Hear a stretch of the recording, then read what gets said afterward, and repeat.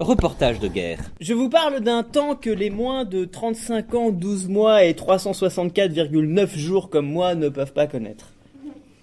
Il était une fois un petit garçon qui se réveillait tous les jours de la semaine en n'ayant qu'une envie, celle de se rendormir le plus vite possible parce que bon putain fait chier. Tous, non. Pour être honnête, tous, sauf les mercredis et samedis à cause de Dorothée, et le dimanche à cause de Téléfoot. Bon, en vrai, je vais vous l'avouer, le dimanche aussi, je me réveillais pour regarder Dorothée.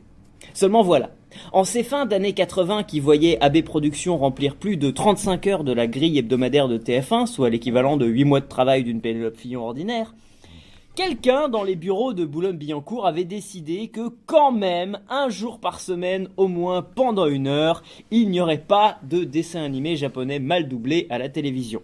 Et qu'à la place, les antennes seraient occupées exclusivement par des programmes hautement religieux, la messe et le ballon rond. À chacun sa foi, à chacun son vicaire, sur la 2, Jean-Paul II, sur la 1, Jean-Pierre Papin. Malheureusement, personne ne m'avait vraiment prévenu, moi, qui continuais mécaniquement chaque dimanche que faisaient Dieu et Eric Cantona, à allumer ma télé en pyjama, une tartine d'huile de palme italienne dans une main et l'espoir de regarder Dragon Ball Z dans l'autre. Je sais, ce Zugma n'a absolument aucun sens, mais les mangas et le football non plus. Disons que c'était un Dragon Ball Zugma.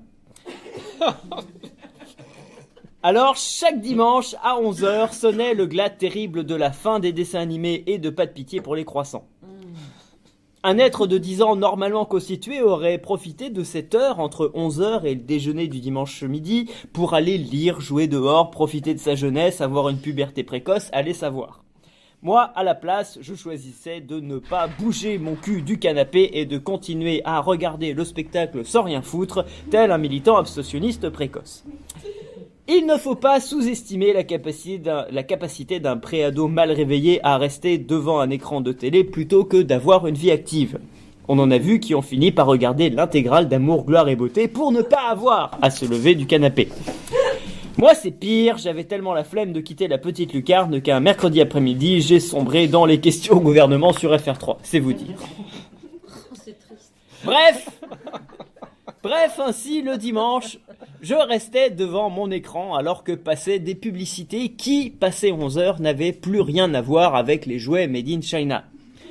On commençait à me vendre des rasoirs jetables, moi qui n'avais encore ni poils, ni envie de jeter du plastique. Plus innocent qu'un assistant parlementaire FN, j'enchaînais les réclames pour des conventions obsèques anglaises et des cigarettes américaines, sans voir à quel point tout se tenait.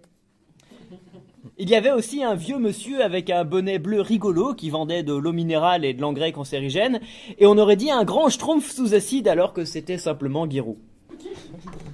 Et c'était ainsi que je finissais par regarder Téléfoot. Et je vous parle d'une époque lointaine, mais attention, pas particulièrement bénie. Hein. Le foot était déjà dégueulasse et pourri par l'argent comme aujourd'hui, mais au moins, à l'époque, il ne faisait encore aucun effort pour se cacher. Il a fallu attendre les années 2000 pour que des publicitaires se mettent à relooker les joueurs de foot en leur collant des bombasses et des bonnes manières. Hein. Mais en ce temps-là, les footeux, déjà millionnaires, avaient l'honnêteté de se comporter comme des nouveaux riches. Pas comme les milliardaires de maintenant, qui sponsorisent des œuvres de charité entre 2 voyages au Panama. Voilà. Et oserais-je l'avouer, en ce temps-là, même si le foot était déjà ce qu'il a toujours été, c'est-à-dire un sport de gentleman pratiqué par des brutes, eh bien, regarder Téléfoot, c'était rigolo. Bon, déjà, il y avait des images de foot. Et à l'époque, ça va vous paraître un peu étonnant, il va falloir que nos auditeurs se pincent pour le croire. Allez-y, je vous attends, pincez-vous. Bon, voilà, pincez-vous encore. Allez, encore un peu plus fort. Allez, plus fort, bordel.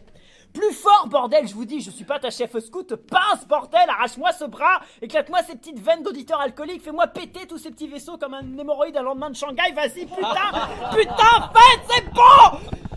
Oh, ben dis donc. Ah, Téléfoot, ça fait des trucs. Téléfoutre, c'est incroyable. Excusez-moi, je digresse, comme on dit chez Syriza. Oui, donc, à l'époque, vous n'allez pas me croire, mais les images de foot, c'était rare. La France se divisait à l'époque entre ceux qui regardaient le foot à la radio et ceux qui avaient les moyens de se payer un décodeur Canal+. Le dimanche matin, les premiers connaissaient tous les scores depuis le samedi soir grâce à Jacques Vendroux de France Inter, donc ils voulaient juste voir les buts. Et les seconds avaient enregistré Jour de foot le samedi soir à 23h en laissant tourner la cassette pour enregistrer le journal du Hard, donc ils avaient déjà vu les putes.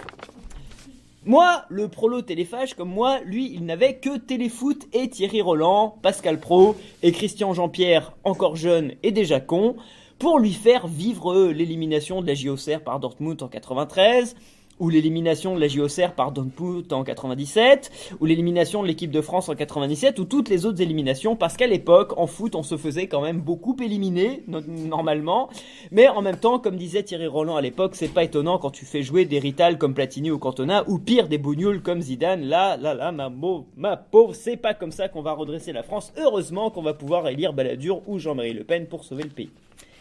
Oui, en foot, on se faisait beaucoup éliminer à l'époque, mais avec la classe. Et c'est probablement ça qui m'a un petit peu touché, j'avoue, les perdants magnifiques, c'est un peu le génie français de Cyrano de Bergerac à Raymond Poulidor, en passant par Juste Fontaine et Jean-François Copé. Et puis le football, au moins, c'est simple et c'est sans gravité. Il y a de la tragédie, mais pas de victimes, à quelques stades de Furiani près, mais on va pas commencer à déconner. Il y a maintenant presque 25 ans que je suis devenu un peu fouteux sans bonne raison, juste parce que ça occupait mes dimanches devant la télé. Normalement, je devrais tout détester du football. En principe, je devrais le haïr, sûrement, si j'avais connu Pierre Desproges avant Pascal Pro, mais c'est comme ça. Depuis 25 ans, les biais cognitifs font leur travail et malgré toutes les affaires, l'argent, la bêtise, la corruption, je continue à avoir un peu d'affection pour le ballon rond. Il ne faut pas sous-estimer la propension de l'être humain à justifier toute sa vie durant comme par automatisme une décision prise il y a bien longtemps et pas vraiment en connaissance de cause. Les choix de jeunesse, on peut pas s'en défaire, il faut simplement faire gaffe à ce que ça ne finisse pas en trucs graves comme un suicide, un aller simple en Syrie ou un vote socialiste. Voilà, donc pour cette avant-dernière chronique de Tetris avant l'élection de Marine Le Pen, je voulais profiter de cette occasion pour vous avouer les trucs légers. Après des années à continuer d'aimer le foot jusqu'au bout, malgré les affaires, malgré la bassesse, malgré le cynisme, en dépit des réalités, en contradiction avec 1000 autres de mes valeurs fondamentales, juste parce que c'est une décision que j'ai prise il y a longtemps, un dimanche, en pyjama, et que ça me ferait mal de ne pas m'y tenir. Après tout ça, des fois, j'en arrive à comprendre un peu François Fillon.